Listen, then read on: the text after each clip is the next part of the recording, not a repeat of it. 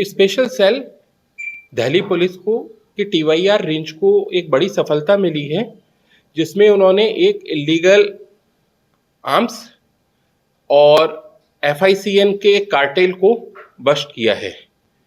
इस मामले में 5 अरेस्ट की गई हैं और total recovery 10 semi automatic pistols और 68 लाइव कार्ट्रिज की हुई है। इसी के साथ 4,10,000 रुपए की फेक करेंसी भी मिली है।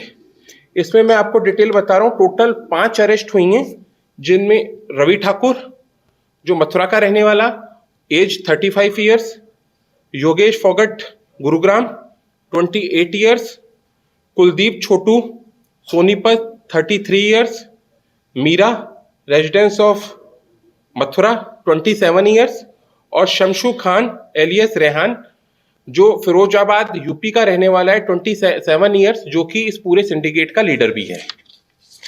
ये ऑपरेशन पिछले कुछ महीने से चल रहा था, जिसमें स्पेशल सेल टीवाईआर, जिसको कैलाश बिश्ताब लीड कर रहे हैं, और इनके साथ इंस्पेक्टर राहुल और इंस्पेक्टर विनीत की टीम काम कर रही थी। उनको सूचना मिली कि इलीगल आर्म्स की ट्रैफिकिंग का एक इंटर स्टेट कार्टेल है जो काम कर रहा है, जो इंक्लूडिंग दिल्ली और कई अदर स्टेट्स के अंदर इलीगल आर्म्स की सप्लाई कर रहा है। इस नेटवर्क पे जब काम करना शुरू हुआ तो सबसे पहले रवि ठाकुर की अरेस्ट 6 जुलाई को डाली गई। 6 जुलाई को रवि ठाकुर को दिल्ली से अरेस्ट किया गया, जिसके पास से हमें सबसे पहले 5 पिस्टल और 10 राउंड रिकवर हुए। उसके बाद जब फर्दर इंटरोगेशन हुई और चेन आगे खुलने लगी, तो एक लंबी चेन थी इसके पीछे जो इंटर स्टेट फैली हुई थी। इसका जो दिल्ली के अलावा हरियाणा, यूपी और वेस्ट बंगाल और एमपी और बिहार तक, जब एफआईसीएन का भी नेटवर्क इससे जुड़ा तो बिहार तक कई सारे स्टेट्स के साथ ये एक जुड़ी हुई चेन थी। जिसके बाद फिर फर्दर हमने योगेश फोगट को 11 जुलाई को अरेस्ट किया टीम ने, और इसको गुरुग्राम से अरेस्ट किया गया। इसके पास से एक पिस्टल और एक शिफ्ट गाड़ी मिली, जिसके अंदर इसका आर्म्स रखा हुआ था, इलीगल आर्म्स। और इसके बाद कुलदीप छोटू को अरेस्ट किया गया 14 जुलाई को दिल्ली से ही, और इसके पास से भी एक आर्म्स और 35 राउंड्स मिले हैं। और इसके पास से 2 गाड़ियां भी रिकवर हुई, जिसमें इसका इलीगल आर्म्स का सामान था। उसके अंदर थार और स्कॉर्पियो थी। स्कॉर्पियो इसने बुलेट प्रूफ करवा रखी थी अपने काम के लिए, बुलेट प्रूफ व्हीकल था ये वाला। उसके ऊपर फर्दर इंक्वायरी चल रही है। और मीरा, इसमें इस कार्टेल के अंदर एक लेडी मीरा है जिसका 27 ईयर्स एज है, मथुरा की रहने वाली है, वो भी जुड़ी हुई थी। मेनली मीरा का काम होता था मध्य प्रदेश से आर्म्स जब भी लाए जाते थे आइदर बस या ट्रेन, तो मीरा हमेशा ट्रांसपोर्ट कैरिंग करने में साथ रहती थी। लेडी के नाते कोई शक नहीं करेगा, उस टाइप से उनकी विचार था कि थोड़ा सा लेडी के लिए लाना आसान होता है।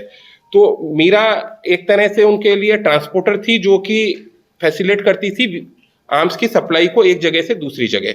इसके पास से, इसके घर से इसके अरेस्ट करने में हमको 5 राउंड मिले हैं, और इसमें लोकल पुलिस मथुरा का भी हमको सपोर्ट मिला है इसकी अरेस्ट में। इसके अलावा मेन लीडर जो शमशू खान है, शमशू, ये पर्सन हुगली वेस्ट बंगाल के अंदर है पिछले 1.5-2 साल से, और शमशू वहां पर एक ई रिक्शा का गैरेज चला रहा है।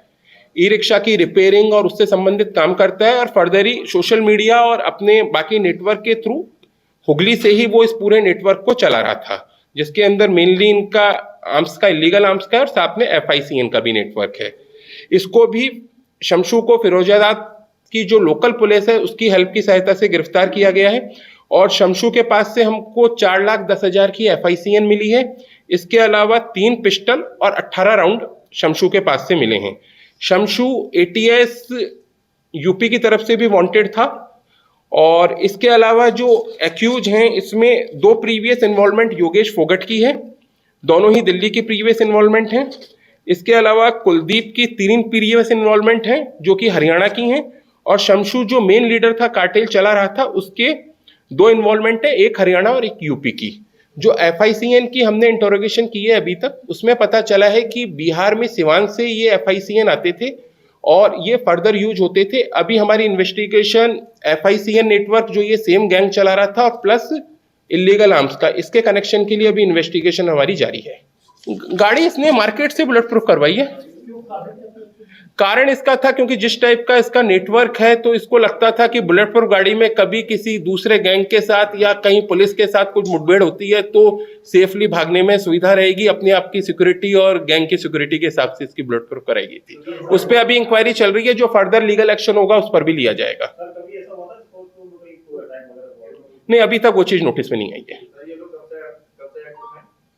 ये पिछले 4-5 साल से ये लोग एक्टिव हैं जो अपना काम इस तरह का इलीगल आर्म्स का कर रहे हैं, और FICN का भी पिछले कुछ महीनों से इन्होंने काम शुरू किया है। हथियार मेनली इनके मध्य प्रदेश से आते थे।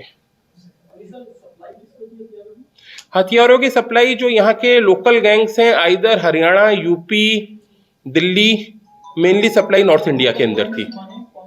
नहीं, अभी उस पर इन्वेस्टिगेशन चल रही है, मैं गैंग्स के नाम अभी डिस्क्लोज नहीं कर पाऊंगा। नहीं, जो सेमी ऑटोमेटिक बनते हैं वो वाले हथियार थे, बाहर के कोई अब्रॉड वाले हथियार नहीं थे जो इनके पास से मिले हैं। अच्छी क्वालिटी के इंडियन मेड ही हथियार हैं इनके पास। नहीं, इनकी काफी ज्यादा डील थी। इनकी लगभग हर महीने में 1 या 2 राउंड इनकी टीम के लगते थे और वेपन्स लाते थे, देते थे। लंबे महीनों से ये काम कर रहे हैं, तो काफी क्वांटिटी में हथियार लाए हैं।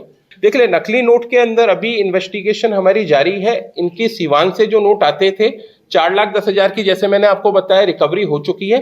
बाकी पहले भी इनके कंसाइनमेंट आए हैं दिल्ली के अंदर भी और सराउंडिंग एरियाज में भी, NCR में भी। उसमें एक बार प्रॉपर इन्वेस्टिगेशन के बाद ही मैं आपको डिटेल दूंगा। अभी मैं क्वांटिटी के अंदर आपको नहीं बता पाऊंगा। निश्चित तौर पे कहीं पीछे से आ रहे होंगे, बिहार के अंदर भी कहीं पीछे से आए होंगे, उसके बारे में अभी इन्वेस्टिगेशन जारी है।